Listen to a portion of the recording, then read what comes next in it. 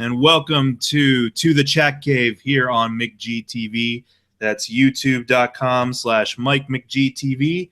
And as always, it's your host, Mike McG, and Max Andrews. How's it going? very good, very good. And you can always catch more of Max over at the Three Geeks podcast or Three Geeks Network YouTube site, youtube.com/Three Geeks Network, or on Twitter at Three Geeks Podcast. So to get right into things here, we're going to take a trip to way back machine. We've talked about new Ben Affleck Batman. We've talked about new 52 animated Batman. Talked about Public Enemies, Apocalypse Batman, Bruce Timm Batman here and there, and a little bit of Burton and Schumachery and Nolan stuff. But here we're about to take a trip to the uber silly, uber campy, tongue-in-cheek Adam West days of Batman with Batman the movie from 1966. But before we talk about the movie itself, Max, what were some of your kind of initial impressions or first exposure to the Adam West stuff? I watched this movie the first time. I was a little older. It really took me a while to get around to this one because I was born in '83, and like the first Batman movie that I saw was the Burton one, and then from there we had the Batman animated series, and those are all more serious like Batman. So when I saw this movie finally, because like my parents didn't watch the show, so I hadn't had any exposure to Batman '66. I thought it all started with Burton, and I watched it and I was like, "This is terrible." I was a child and I was just like, "I can't do this. Like, what are they doing to Batman?" And it's really funny that I had to grow up to realize what they were doing, and I can really appreciate it now for what it is. But I hated it for the longest time, just because I was like they're making Batman silly, and I don't get it. Yeah, I do remember, even though my earliest memory of Batman stuff is actually the comics and stuff like that, because as I've stated before, my dad was a Batman fan when he was younger, and he actually got a bunch of Batman collected editions and would read them to me when I was a kid. And as I grew up, the first live action version I was aware of was very much like you, Max, was the Tim Burton stuff. But then I got a little bit more in the know, and the fact that there were a lot of older shows running in syndication at that time, especially on the weekends and in the early evening hours around dinner time and so forth. This was one of them. MASH was also running around this time in syndication, and Star Trek: The Next Generation. So my dad and I, oftentimes either before or after dinner, he and I would sit down and either watch a Star Trek episode or watch Batman in this case. And I kind of had a similar response as you did, where it's kind of like, what? I don't get this. What are they doing to Batman way? Yeah. It was so different from what Keaton was doing in the Burton film. And yeah, as you get older, you do appreciate a little bit more of the tongue-in-cheek approach of this show. And the intent is, yeah, it's supposed to be kind of lampooning comics and superheroes in general. But at the time I was like, wow, if this is trying to be serious, it's kind of silly. yeah. Like how are we supposed to believe it? Like that's it. Yeah, as a kid, I was like, you guys are just taking me right out of the fantasy, and I don't get it. Like it was. I was very upset at this movie the movie the first time I saw it, and then like again, I got a little bit older and I got to watch some of the episodes, and like after Batman's fighting the Bookworm, Mm-hmm. like what do you like? Then you get what they're trying to do. Yeah, it was the Bookworm. There was King Tut. Yes, Was another one. Trying to remember what other kind of villains created for the show. Where I mean, in later seasons they even branched out more. Like there was a series of episodes where Batman and Robin went to Britain and fought like a James Bond villain essentially or something. Right. But yeah, it for what it is now, as we're adults now, we can kind of appreciate its place in pop culture more so than saying like, oh yeah, the best Batman ever. Not really. No, I don't think that. But compared to what we, usually, drop to with regards of themes and Batman, this is the farthest removed from those themes that I think we hold dear for The Dark Knight. yeah, this is just a lot of crazy zany fun, and like it's the '60s, and everybody was doing their thing, and this is one of the first color TV shows and stuff. Mm-hmm. Like, come on, it was perfect. Well, wait, like it even pushed the bizarreness even further from the George Reeves Adventures of Superman show. Because Right. even though, you can look back on stuff like the Adventures of Superman and be like, oh, that's quaint, there is sincere, serious storytelling at times taking place in those episodes more so than in Batman. Like George Reeves is a very grounded kind of Superman, and you could believe that that character exists in the world. Whereas Adam West Batman is totally being played for the cheese in the camp. Like he's fully aware of this, how he can be like goofy Shakespeare almost with it. Yes, that is exactly what it is. Goofy Shakespeare. That's good. So our focus for today is the 1966 movie. Sorry. That was released only a couple months after they had finished their first season. And a lot of things that kind of shifted with the transition from TV to film. For starters, Julie Newmar was out as Catwoman, and they brought in Lee Merriweather as this film's Catwoman, only for Julie Newmar to come back for season 2, and then eventually Eartha Kitt showed up in the season 3. But that was one of the big shakeups. The other one, of course, you got to stretch a Batman plot over, I don't know, 100 and some minutes. Yeah, it seems like too long, but yeah. And what kind of plot can, challenge the dynamic duo for that amount of time? Well, why not have all your heavy hitter supervillains done by your biggest celebrity guest stars show up and just have a weird United Nations plot involved? Oh man.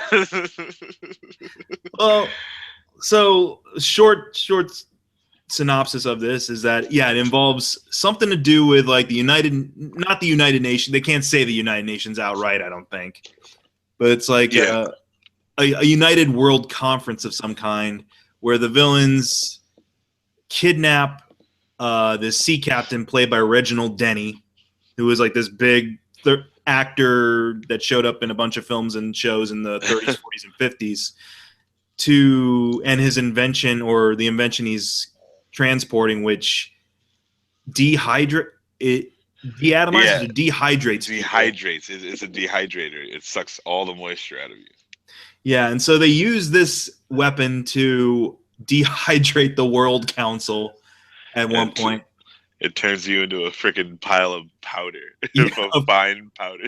And they're all different colors. Yes. And when we say different colors, we don't mean just like, white, black, shades of brown. This is the 60s. They were full-on psychedelic powder. Like the German guys like just a bright pink powder. Oh, man. Yeah. And amidst all that, amidst Batman and Robin trying to solve that caper, there's also this side plot of we need to distract Batman and Robin so they don't solve this caper. So let's throw Catwoman at Bruce Wayne somehow. That will draw, if they kidnap Bruce Wayne, that'll somehow draw Batman. And then sharks, bombs. At one point, I think Penguin mentions he's got a robotic octopus waiting to be sprung on the dynamic duo at one point. Yes. Lots of stuff. But what are some of the big things that kind of stand out for you with this film? It's like the riddles are part of like just the ridiculous riddles. A ballpoint banana. Oh yeah, I'm trying to remember the whole. What was it? I can't even remember the whole thing. But yeah, they just the stupidest riddles come up with the most extreme answers, And they're like, of course, they're going to try to make someone slip on a banana and break their neck. And he's like, of course, Robin. Clearly a threat towards, what was her? Miss Kitka? Miss Kitka, yeah. Clearly this is a threat towards Russian photojournalist Miss Kitka. The world's greatest detective can't tell that that's Catwoman. But then they tell instantly when the Penguin tries to do the same thing. Yeah, and that's the thing is, I actually did a review of this movie a couple years back on my old site, and that was one of the big things. But again, it's one of those things you kind of just let go with a movie this stupid and silly. Yes, like, you're like, yeah, in Nolan's universe, of course, Christian Bale would be like, they look alike. And then he'd tranquilize him with a bat dart or something. But oh man, here you can even though it's live action and clearly that is just Burgess Meredith dressed up as somebody else, you can buy that in the universe that works somehow. Sure. It's ridiculous. And also like the leaps of logic they go to. Like one of my favorite lines in this is where towards the beginning, after they've dealt with the shark and everything, where they're saying, what was it? It involved a fish. Well, it's like, well, there's a fish. There could be a penguin. Wait, it happened at sea. C for Catwoman. Yes. And then Adam West is like, that shark was pulling my leg. Yes. The Joker. And then Chief O'Hara, he's like, it all adds up to a sinister riddle. Riddler. And that's their big conclusion. Like, they're all working together. That's how they come about. I love that scene. So it's so doofy, but it's so fun. Earlier today, a shark was literally pulling my leg. It's completely like, pun intended, batshit. But again, you buy it with this world that they've established. And that's the thing. If you're going into this movie not really having seen any of the television show, I don't know how ingratiated you're gonna get to this particular film. If you've seen a couple of episodes of Batman 66, you know what's expected. Right. Yeah, because it does change your whole perspective on it. I did have to see a couple episodes of the show to realize exactly what was going on with the movie. So, but oh my goodness, yeah, it's just great. Like, sometimes you just can't get rid of a bomb, and then he goes off screen, the bomb explodes, and if it was a TV show, this would be like, has Batman ended his yada yada yada. Yeah, that's the thing, is that it very much, even though it's stretched out to a feature length movie, you can follow those beats pretty much that are the formula for the show itself. It's like, yeah, you have those cliffhangers, like you said. That would have been where you'd have stay tuned next week, same bat time, same bat channel, to see if Batman makes it out of this one. And then he's just like behind the shit, like, oh yeah, dude, I totally just got away. And all the little like follow-ups to how they get out of certain predicaments, like when the Penguin submarine, which looks like a big penguin, fires torpedoes at them because their belts are magnetized to that buoy. And again, it's one of those things where you don't see what happens. The explosion happens off screen, and then it cuts next to Batman and Robin driving the Batboat away, looking like depressed as hell. And Robin's like, "Gosh, Batman, who'd have thought that noble porpoise would have thrown himself in front of those torpedoes to save us?" And Batman's like, "Very noble creatures, Robin. He gave his life to save ours." I'm like, oh man, I love this. Do you think Aquaman sent the porpoise? That's what I want to say, is that, yeah, somewhere out there, there's the showrunner's name was Dozier. There's a Dozier-verse version of Aquaman that was like, dude, go help my buddies. we could pitch that. We could, like, we could do an Aquaman show like today, but in the 60s-esque style. It runs along. It's kind of like it's going to be the Rogue One of the Batman verse. Yes. It's like, while this was going on in Batman the movie, here's what Aquaman was doing. I mean, How because did that porpoise get there? that's the only explanation, dude. Aquaman had to send him. I buy that. I agree with that quite a bit because here's.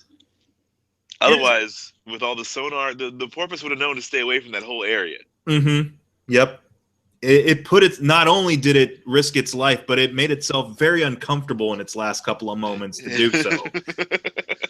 Because it's like, this thing's giving me a headache. I know I should stay away from this, but those two will die. Right. But you gotta save them. But if Aquaman was involved, he would have little say in the matter. Aquaman would just be like, "I command you to go do this," and he'd be like, "Ah, okay." Well, yeah, like I don't know, in the comic books they explain it like, he just says, hey, like there's food over there or something like that. Whenever to get them to do what they want, he kind of like use their base instincts, you know what I'm saying, just kind of direct them. It's like jangling keys in front of their face. It's like, look over here. Exactly. So I mean, by that, you could be like, yeah, so you're just like, there's just a bunch of tasty fish over there. You just gotta go get them. Yeah. And then kaboom. I mean, we can go back into like stuff that is just silly and enjoyable, but is there anything that really, I want to say, now that you've seen it with the mindset of like, yeah, this is just a farce. Now that you've seen it with that kind of perspective, is there anything that really ticks you off about the movie at all? No. Yeah, that's what I was trying to think. It's like you're turtles. It's just, you can just put that Batman 66 blanket. Whatever happens is obviously capable of happening in this universe because this universe is so insane. So whatever they do, he pulls out a can of bat shark repellent.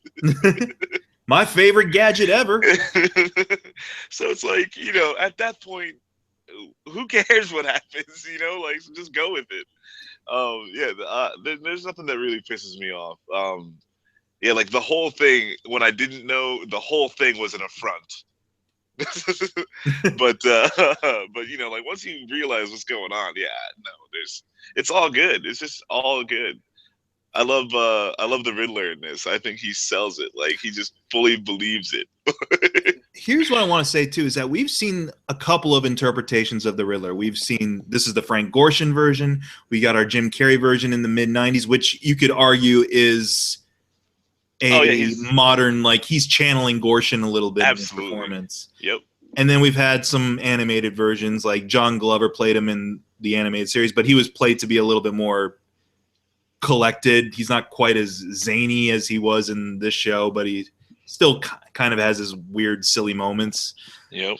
I still enjoy the Frank Gorshin Riddler out of all the Riddlers so far. The energy he throws into those performances are just spellbinding. Like he's always like hunched over. His hands are like splayed out as much as possible. His gestures are just wide.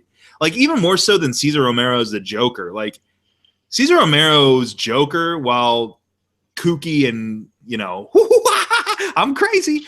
Like he's subdued next to Gorshin as Riddler. Yeah. Oh yeah. No, because Riddler is just so excited to beat Batman with his riddles, so like he can't contain himself. Like that's what I just love. Like, yeah, it's the most ridiculous riddles on top of even more ridiculous answers. But he, he just sells it. You could tell, like, I don't know, Frank Gorshin was that Riddler. Like there's no more Frank when he stepped in. You know what I'm saying? Like that was all, and I love it. No, it's great. He's my favorite part. Well, I mean, that was kind of, very much attributed to the actor involved, because he basically had to create that character out. Because up until that point, the Riddler was kind of a throwaway character in the comics. There wasn't anything to really differentiate him from other rogues at that point. Right. Like at that point, Joker, Catwoman, and probably Penguin were the heavy hitters in the comics, and then it's like, well, Riddler was the first villain that the Adam West and Burt Ward Batman and Robin ever faced. So it's like, God, what do we do with this character? And sure enough, he did something with it. Oh yeah. No, it's great. And like, I mean, of all the Riddlers, I mean, yeah, this one's just the most fun. the Riddler's kind of hard to do because he's got to be so smart, and then with that comes X, Y, and Z, and that kind of subdues the character. And he wouldn't be doing all this crazy zany stuff if he was actually that smart. So it's fun that like since he can be these riddles can just be ridiculous, then like Frank Gorshin just gets to have a lot more fun and just do a lot more just batshit stuff. Yeah, and and it's he gets the benefit of it.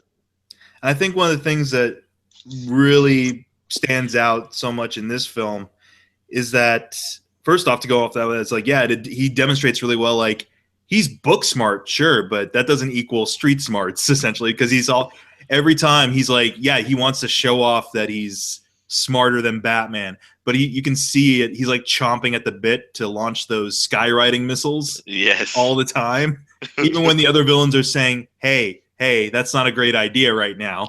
He's like, I gotta do it. Figure it out. He's gonna figure it out. No, he won't get this one. What was it? He's like, what goes up white but comes down yellow and white? An egg. And he's like, how do you serve 16 apples to 17 people? It's like, make applesauce. And it's like, from those answers, you're like, aha, United World Summit. Yes. It's like, how does that work? But again, to go along with the craziness of this movie, one thing I really enjoy about it is the banter between the villains. Oh, man. they are hilarious together. I love as soon as that Dutch tilt angle comes into play, the angled shot that is only for the villains, I get my popcorn ready because I'm just like, this is going to be fun. Oh man, I love it when Catwoman shows up and she like throws that cat on the table, and the cat's like got all of the other villains cornered. It's just like this little fucking cat. Yeah, and they're all like terrified of it. Yes, it was like, come on, guys. Like, I think Joker's at one point says like, "Beware, Catwoman, or I'll encase it in my trick confetti," or something like that. It is. Okay. It's kind of like they're the Three Stooges, and she's that one lady that the Three Stooges, or they're the Marx Brothers, and she's that one lady that the Marx Brothers were always haranguing. Yeah, like she's the straight man to all their hijinks. And then whenever there's a fight, she just like stands off in the corner because she's a chick. Obviously, they're not gonna punch a chick on television back then. But I think it's just hilarious. So she's like in the background, and it's just like, what are you doing? And like you were saying earlier, the least amount of disguise needed for her, especially when she goes on her date with Bruce Wayne. She's like, what a perfectly wonderful idea. Yeah. Like, come on, man. You've heard this voice before. You've heard that same inflection somewhere. Yeah. Oh, Miss Kitka, where is she? Can we talk about some maybe unintentionally or maybe intentionally weird, dark moments in this movie? Okay. For starters, the idea that this dehydrator, once you're rehydrated into existence, all it takes is one punch to send you off into nothingness. No, you remember that was the heavy water that they used for the reactor that made them unstable. That's why they were killed instantly with one punch. But I mean, they don't outright say we killed these guys. So no. There you go. Before Ben Affleck was offing people in Dawn of Justice, Adam West was doing it kind of already. Yeah, but he didn't realize that they would be killed when he was doing it. Hey, death is death, man. Yeah, but it's not his fault. One could argue that Affleck knew what he was doing, whereas Adam West was, defending himself in a non-lethal way. It just happened to be lethal for these guys. Oh, dude, it just got me thinking, because in the Ultimate Edition of Dawn of Justice, which I'm just going to bring up shortly here, in the Batman fight, they added in some stuff to make it abundantly clear that he killed a couple of people. Like, there's a scene where Ben Affleck grapnels that huge, like, cargo box and chucks it at a dude. In the theater, the dude, like, the box hits a dude and he gets flung up against the wall, and that's it. He's out. Yeah. In the Ultimate Edition, the box hits this dude. He gets flung up against the wall, and then digitally they add in a huge blood spatter from his head. on the wall and like smears all over, and he like falls to the ground. Nice. I'm like, dude, what would they do to this movie if Zack Snyder got his way with 66 Batman? Like, Robin just kicks one of those dudes and they just explode blood and guts all over the place. All over him. It's just like, what? But then also, like, the guys would be like, oh shit, you know, like, why did those dudes both just like explode? You know, like, I think the whole fight would stop if somebody was just like. I think that's how it happened. Is that I think 4 of them were brought in with Admiral Penguin, whatever he was trying, Commodore Penguin, and he rehydrated them. Batman hits one and he disappears. Robin hits the other one, he disappears. The other 2 are freaked out that the other 2 just evaporated, and they try to run away, but they end up running into each other. Right, and they all disappear. And Batman and Robin, I'll give them this. Yeah, at least they're really solemn about it. They're like, oh my God, they're not coming back. Nah, dude. I mean, like, yeah, man, they feel for the Dolphins. They feel for the henchmen, dude. Like, nobody deserves that. Again, another weird, dark moment that seems to come out of nowhere. Adam West, at one point in this movie, gets intense as shit. Like, after he's been abducted by them as Bruce Wayne. Yes. And he still believes Catwoman and Miss Kitka are 2 separate people. So they bring him back to the hideout. They like lift the blindfold off of him, and everyone's there like kind of taunting him. And he's like, what have you fiends done with Miss Kitka? And Catwoman's like, she's safe for now. And he's like, I swear, if you've harmed that poor girl, I'll kill you all. I'll rend you limb from limb. Part of me was like, where is this coming from all of a sudden, dude? Batman Shakespeare, dude. It's like he is going Eastwood now. Like that's that's some if you messed with my best girl, there'll be hell to pay. You hear me? Hell to pay. But yeah, there's just those weird moments where it's like all of a sudden we're really in the shit now. Oh man, I should say anytime he was Bruce, it's weird. As Bruce Wayne, he was still like very Batman-esque. Mm-hmm. And so, you know, it's like, oh, there's a radio transmitter up my sleeve. All billionaires carry radio transmitters up their sleeve. Oh man, it was good stuff. Yeah, I will admit, and this is kind of my thing with Adam West and Burt Ward in general in these roles, is that it's probably a good thing that they spend a majority of time in the costumes, because out of the costumes, they're just the same people. Yeah. There's not really a big modulation between his Bruce Wayne and his Batman. So in the beginning, when Catwoman as Kitka is like, could we get the masks off to get a better picture? And everyone's like, no, they're supposed to be anonymous, vigilantes, deputized officers of the law and so forth. Even though, you can probably tell who that is. You've spent enough time with both characters to know pretty much their mannerisms. Yep. I mean, I can just feel like that dude is a lot like Bruce Wayne. First off, it's like study that jawline a little bit. Yeah, study the voice, because he's not changing his voice at all. It's not like what Keaton or what Conroy do with their voices, or Bale with his Bale sells it. He goes for it 100%. No one can say anything else. Man, that's his method right there. He's like, I need to sound like a clogged sink, trying so hard to get unclogged. So here we go.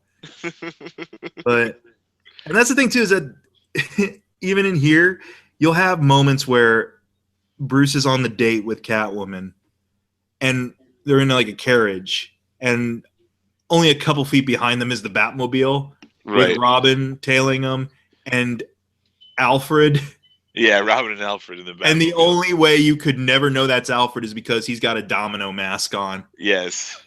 Otherwise, he looks exactly like Alfred. He's dressed in the exact same clothes as Alfred. He just happens to have a domino mask on. I think it would have been good if they made Alfred wear the bat suit. I want to say in an episode of the show, I think he did at one point. Oh, maybe, but yeah, I don't know why they didn't bring that out for the in the movie. One question I want to ask for you is, what did you think of Lee Merriweather as Catwoman? Since we've also had a Julie Newmar and an Eartha Kitt before I and think after. I think Julie Newmar is my favorite Catwoman. Mm. But no, she didn't. Lee Merriweather didn't do bad. It was standard Catwoman fare. You didn't feel like you were really missing out on anything. You're not like, man, I wish Julie Newmar would have been. It's like, oh man, if we would have got Eartha Kitt 2 years earlier, then we would have never had this problem. But no, I liked her. I thought she did a solid job. She's fucking Catwoman. I will say it's like had I not known that those are two separate actresses, I would have never, I would have never been like, oh, Julie Newmar is not Lee Merriweather. Right. Eartha Kitt is clearly somebody else. Yes. Because holy crap. I don't like what she does with Catwoman in the later season, but I'm sorry, Uma Thurman as Poison Ivy kind of ruined Eartha Kitt for me. Oh yeah. Because I think that's what Uma Thurman was going for. She was like, well, you know what? I remember watching Eartha Kitt at one point, so I'll just try to be Eartha Kittish. No, honey. Oh man. Yeah, I mean, and you could really argue that those Batman films were the 66. Yeah, we're hearkening more back to the 66 Batman than anything else. Yeah, you get an idea, and that's the deal. Is like a lot of people love to hate on those movies. I mean, we hate on them, of course, at some point. But I kind of do it with a bit of a lighter jest these days, because when you compare it to something like 66, yeah, you can tell Schumacher was probably going for something akin to that. It just isn't pulled off as cleverly as the Adam West stuff is. The Adam West stuff is actually pretty clever here. Yeah. Oh yeah, and like, I mean, every now and again where they give you that wink, like whatever line of dialogue it is, it just gives you that little like, yeah, we know. When he calls up the naval officer, and his secretary is just like, he's like, hello, Lieutenant whoever's department, and he's like, hello there, it's Batman. Oh, I'll put you right through. He's like, who is it? Oh, it's Batman. Oh, Batman, huh? That's clearly like a huge wink. Like, who does that? Oh, dude. And like everyone's just totally cool with it. Like, oh, those dudes take off their hats and salute Batman as he's flying by. Yeah, in the Batcopter, which I think this was the debut. Wave. Yeah, this is the debut of a lot of Bat vehicles. Oh yeah. Like the Batcopter, I think the Batboat. I think they had the Bat Cycle previously at one point. Yeah, they definitely had the Bat Cycle. That was a staple. The Penguin submarine. Goodness sake.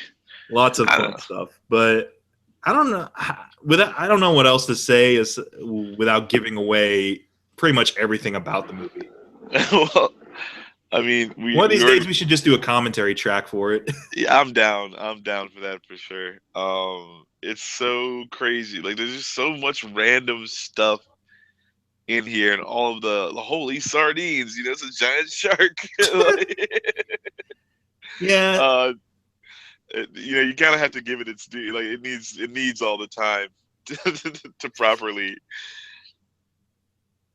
I don't know, but yeah, I'm down for that. This is just some zany, kooky fun. And so far, to kind of go along with it, the best on-screen Robin, I feel, live-action Robin we've had so far. Okay, so Burt Ward and Chris O'Donnell get into a fight. Who wins? Oh, clearly Burt Ward, because Chris O'Donnell just makes a pouty face for the whole time.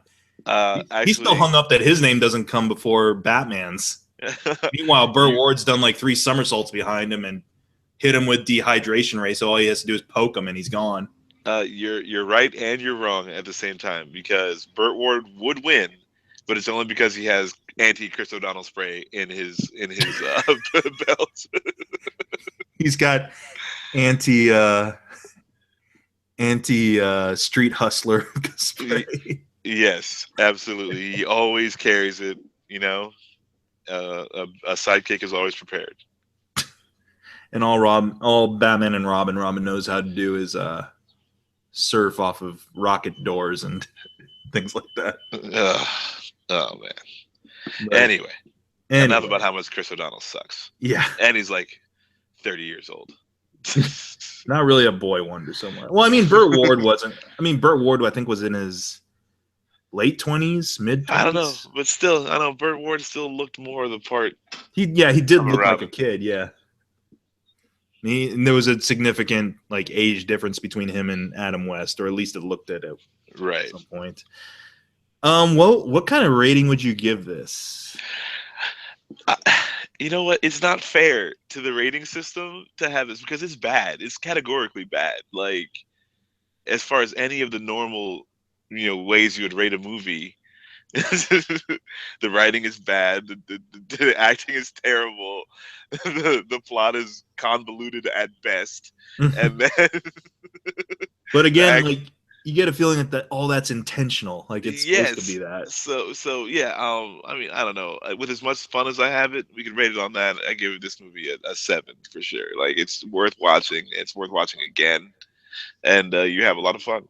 Yeah, I'd give it a 7 as well. I think it's a pretty average thing, and it's like if you're just diehard, like, yeah, Frank Miller and Christopher Nolan are my world.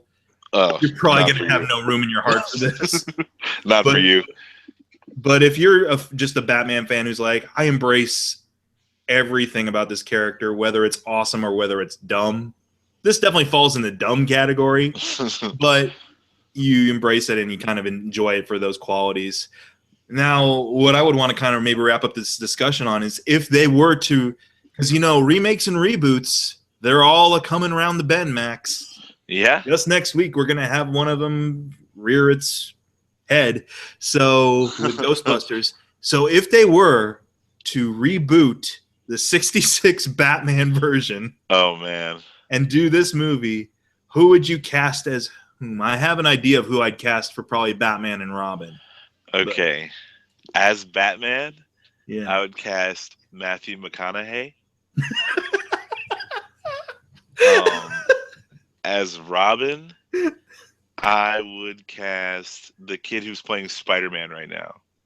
Yeah, actually, that's where I was kind of leaning to. It's like Tom Holland could probably do that. And or I would take the kid who's playing Bruce Wayne in Gotham. Yeah. To play Robin. I think Holland would have more of the advantage because that dude is actually acrobatic. Yeah, I mean, so he could actually. But also, you don't want too much of that stuff because if they're doing a reboot, like they're not supposed to actually do a lot of the act. You know what I'm saying? Like the action isn't supposed to be like real action. He's gonna be CGI doing flips and stuff. No, he's just like hop down off two like big boxes and like that's all the jumping around he actually does. They might like roll, throw a Kirk shoulder roll in there, and then Biff and Pow, Except Biff and Pow in the grittied up reboot would be like gritty. It's a gritty reboot. Not like gritty, like extremely dark, but for all intents and purposes, all modern day reboots always have that attachment of being gritty. Like they're saying the new Power Rangers movie is going to be gritty. So I mean, like I like the little fan film that they came out with. That was gritty as fuck. That was that was a nihilistic view of power. The power, yeah. Like Biff and Pow, though, in this, they'd be like the 3D. It would definitely be a 3D movie. Biff, Bam, and Pow would be the 3D, like, big jump out moments. Right. That would be cool. I could deal with that. But, yeah, I think that'd be cool. Oh, man, like, who'd you cast as Gordon? As Gordon? I don't know. Because just for starters, I have a differing feeling on Batman. I like the McConaughey idea. And now that you mention it, I could see his Bruce Wayne. And, right? Like he could do it pretty good. Maybe like, well, Miss Kitka, what have you done with her? I'll rip y'all limb from limb. I'll drive away in my brand new Lincoln. Yes. But my initial idea for casting for an Adam West-ish Batman would have been Nicolas Cage, honestly. Oh, good one. Well, because he's already kind of played him as Big Daddy in Kick-Ass. Yes. No, I'm down. I'm down for that. His big daddy is echoing Adam West. McConaughey, Absolutely. though, for me, I would love to see, because McConaughey in his early days went to like 11 and beyond with his performances, like Texas Chainsaw, Next Generation, and things like that. Mm-hmm. So I would love to see a McConaughey Gorshinish Riddler. Ooh, that would be good too. Yeah, I could definitely deal with Nicolas Cage as Batman and Matthew McConaughey as the Riddler.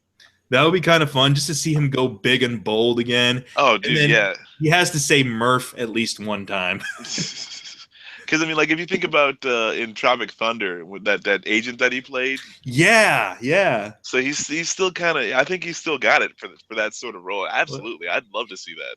He's like running through the jungle. He's like, TiVo! TiVo! It just keeps running, dude. Oh my goodness.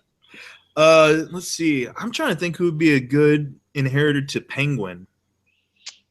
Because since DeVito, we haven't really seen a Penguin of that ilk live action. But I feel like you could get DeVito to be that version Absolutely. Of it. Like, I mean, think about it. Like he's been playing Frank on It's Always Sunny in Philadelphia. Yeah.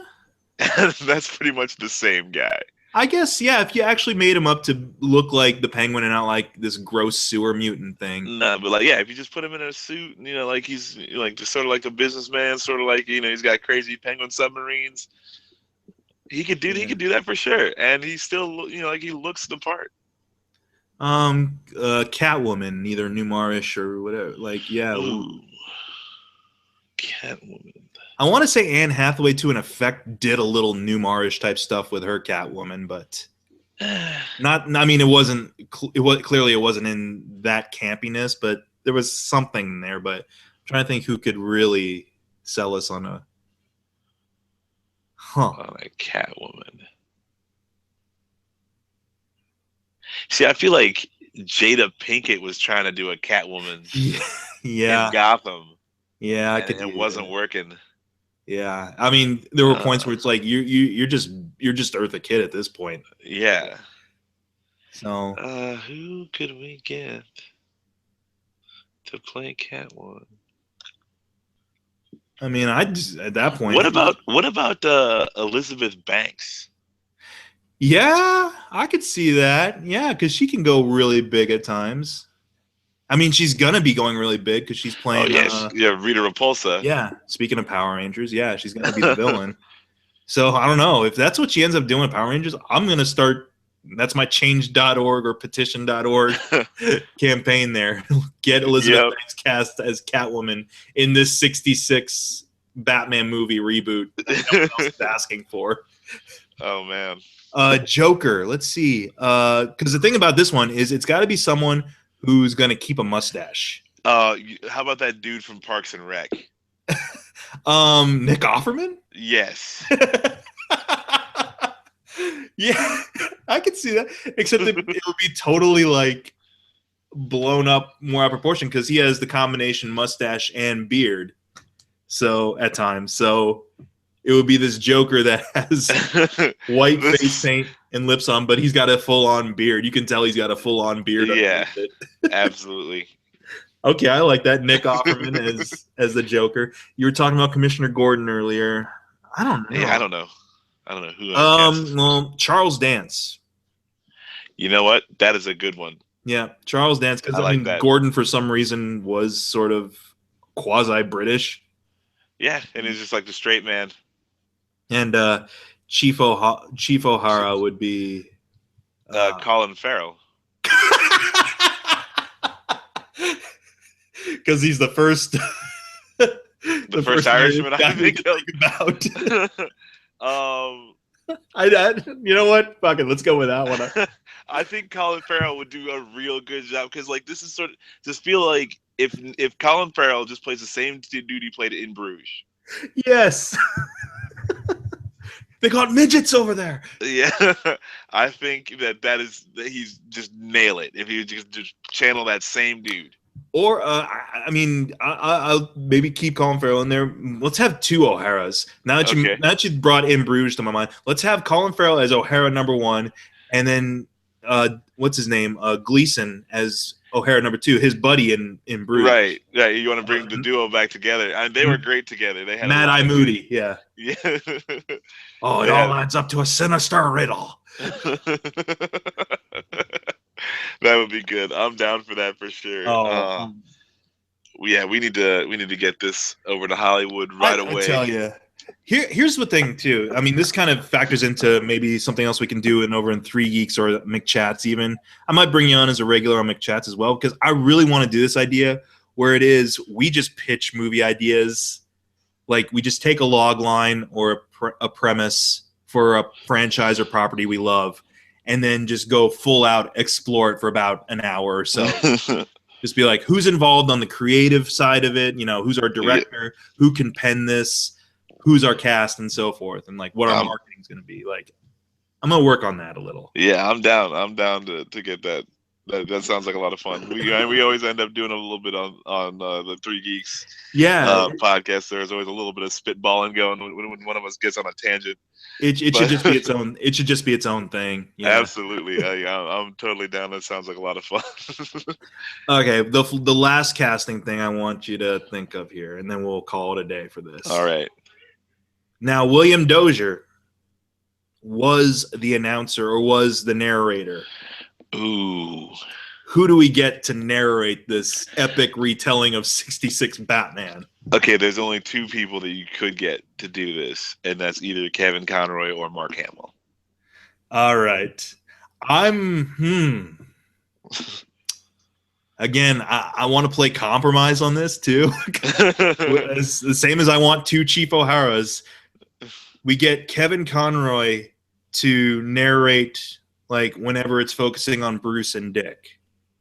And then whenever the Dutch angles start coming in and we're like, you know, meanwhile, back at the CD layer, we bring in Mark Hamill for those moments. I'm with it. I'm not going to argue that. That sounds beautiful. So we can have our cake and eat it too. Yes, absolutely. Yeah, we're like, let's choose one. Why do we have to choose one? Let's choose both.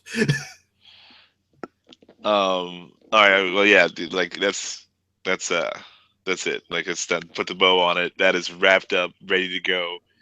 You can, just print money with this movie. Mm-hmm. And I know I'm gonna wrap up on this part here. I know this might seem like a weird choice, but I feel they could handle the load of insanity that this movie would be. The Wachowski brothers. I don't know. Or Wachowski siblings, sorry. Yes. I don't know if I trust them anymore, though. That's risky. I see what you're doing. I never said it was going to be a good movie. That's true. And again, like, yeah, you could be shooting for bad is good. So, I mean, yeah, they could. That's not a bad choice. I just don't know if I trust them anymore. Or, you know what? I changed it. Matthew Vaughn. He could. Oh yeah, because I mean his stuff, like especially Kingsman, it takes kind of that stylized era.